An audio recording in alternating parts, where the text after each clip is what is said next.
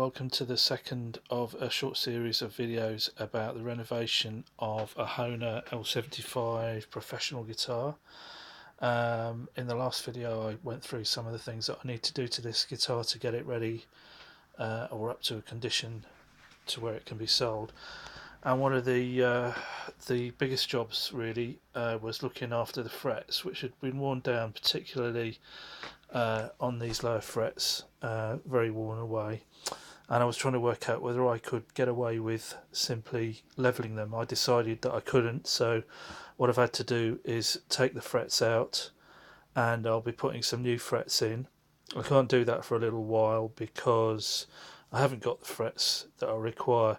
I can't cut these slots any deeper very easily because this is a bound fretboard, so I'd have to remove the binding, which I'd rather not do, to cut across and make the frets deeper. So I've had to order some frets to replace the old ones, which have got the correct depth for the slots that are already there, and I haven't got them yet. So I'm going to do something else on the rest of the guitar, possibly do the tuner replacement or some of the chips on the body before I come to the frets. While I'm waiting for those, I radiused the fretboard again, got it nice and smooth and level after I'd taken the frets out.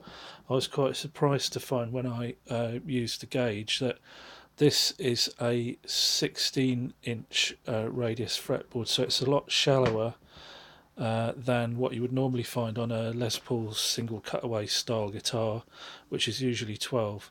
But I didn't happen to have one of these chaps, the 16-inch radiusing sanding block, so just run that up and down there. Bit of sandpaper on the bottom end does the job. So that's nice and smooth now. Went down to 600 grit paper. If you go in a little bit, you'll see where I've taken the frets out.